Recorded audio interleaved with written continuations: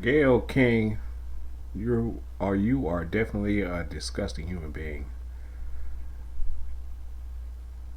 Let's get into it. Yeah.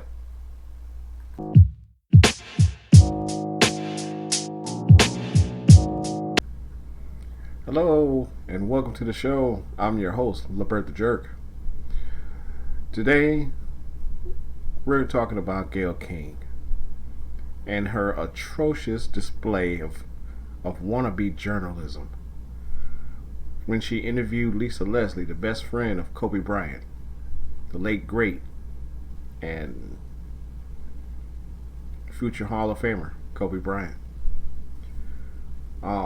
As you all know, Kobe Bryant and his daughter and 7 other people were killed in a tragic helicopter crash several days ago.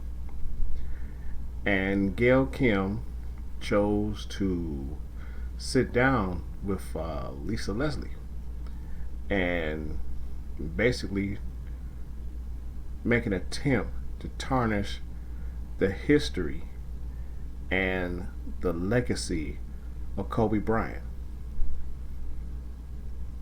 Now, you might say that I have a very biased opinion against Gayle Kim as far as being a black woman.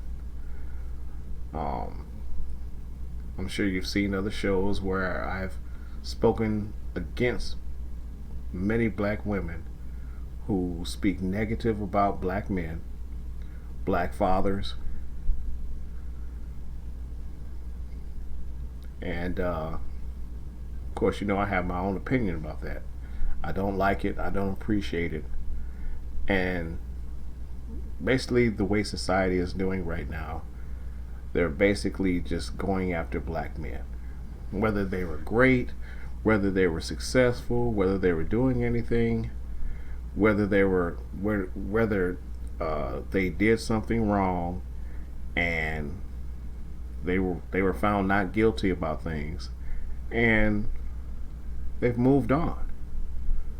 You know, they're trying to do better. But as you all know, in the eyes of the typical black woman, not all black women, but the typical black woman, we're guilty until proven innocent. Okay, so we're going to get into the video and maybe you'll have your own thoughts. Let's get it. Which one did he sign? Oh, He that signed one's both signed. of them. For years, WNBA star Lisa Leslie has had Kobe Bryant's jersey on display in her home. But since his death, it's taken on a special meaning. He will be missed, but he will not be forgotten, that's for sure. They met when Bryant was only 18 years old, before his rookie season with the Los Angeles Lakers and Leslie's debut with the Sparks.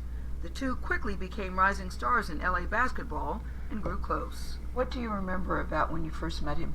I would go to the house and he'd be like, Lise, Lise. I'm like, what? Lise, come here, come here, come here. Watch this, watch this. So he's watching Jordan videos. Michael Jordan videos? Michael Jordan. He's clicking the pause and look, Lise, watch. So he studied Michael Jordan. Beyond studied. I mean, he would like obsess over watching these videos. He imitated everything Jordan did. Like? If you watch Kobe's interviews, like the way he talks, the way he moves his mouth, when he licks his lip, when he puts his tongue out when he played, everything was about Michael Jordan, and that's the player that meant everything to him, and he wanted to be great. Not good, but great, like Michael Jordan. When people say arrogant and aloof, that's not what you remember about him. I know it's so Well, interesting there that is people that know him. arrogance.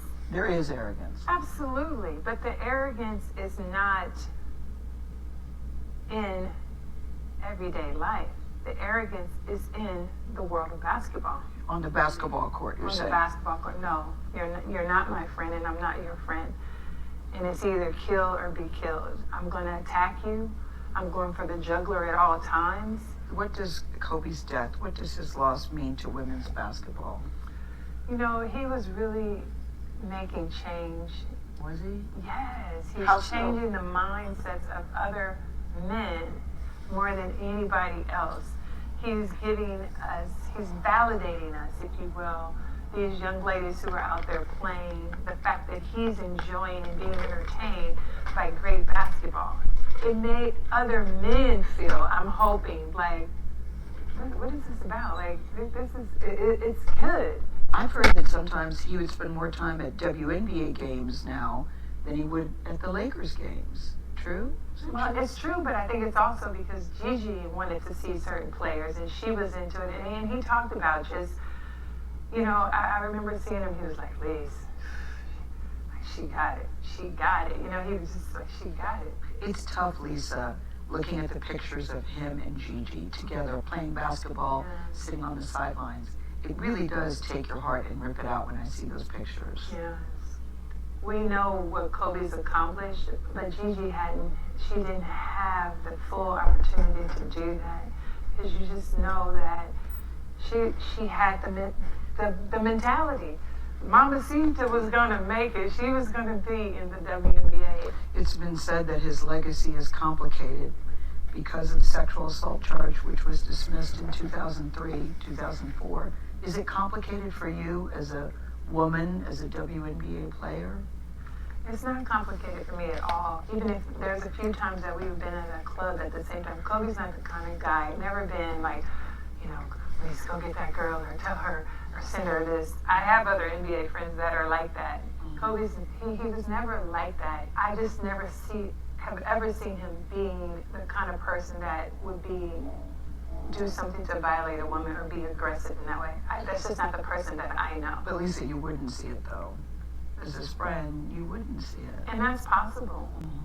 I just don't believe that. And I'm not saying things didn't happen. I just don't believe that things didn't happen with force. Is it even a fair question to talk about it, considering he's no longer with us and that it was resolved? Or is it really part of his history? I think that the media should be more respectful. At this time, it's like if you had questions about it, you've had many years to ask him that. I don't think it's something that we should keep hanging over his legacy. I mean, it went to trial. Yeah, it was dismissed because the victim in the case refused to testify, so it was dismissed. And I think that's how we should leave it. It is interesting to me how deeply his death has affected so many different types of people. Why do you think people are so deeply affected, in many cases by a man they did not know? I really think it's the idea that you rooted for him or you didn't. But that was an emotion evoked either way. You know what I keep thinking, Lisa, as often is the case? It was probably just another ordinary day for them. And then in seconds, your life is forever changed. Forever changed. It reminded me about the quote about joy and sorrow are inseparable. And it's just that, like, sorrow has been awakened in my life, in their lives, in the world's lives. So, I'd like to give a shout out to Lisa Leslie. She handled herself very classy, very elegant in her interview, even though Gayle decided that it was the perfect time, and it was the perfect moment to try to dredge up old history of Kobe Bryant. And you know, I feel Lisa Leslie's pain right now. I really do. I feel her pain because she really had no business asking those questions. I mean, the man is not even in the ground yet. He hasn't even been buried yet. To my understanding, they're going to be having a memorial service for him, his daughter, and the 7 other people that were killed in a couple of days. So, really, I just don't understand why she went there or what she expected to gain. You know, I really don't.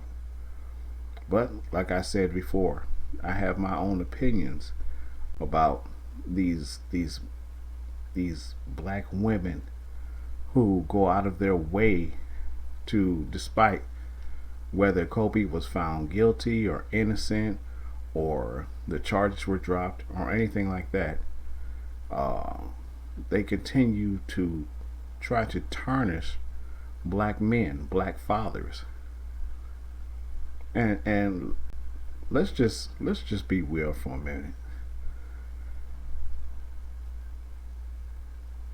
Gayle Kim, Gayle Kim, Gayle King. She is the best friend of Oprah, and not too long ago, Oprah did a documentary on Russell Simmons. Before that, she did a bashing documentary about Michael Jackson. I mean, the list goes on and on and on. And yet, Oprah was best friends with Harvey Weinstein. Really? And he was a known rapist. But where's the interview with him disparaging his name? Where's that interview? Where's that documentary? Makes you go, you know? But anyway, shout out to Lisa Leslie. If anyone deserved the crown as queen, it's her. Okay? And I really don't even like the whole black queen type thing. But Lisa Leslie, you earned it. My hat's off to you. So anyway, what are your thoughts about this whole entire situation? What are your thoughts about Gayle King and what she was trying to do? What she was trying to expose? You know, what are your thoughts about this? You know, leave your comment in the comment section below. Click that like button, click that share button, and make sure you subscribe to LaBert the Jerk Show. And if you like to write to me and you'd like to see some content you'd like for me to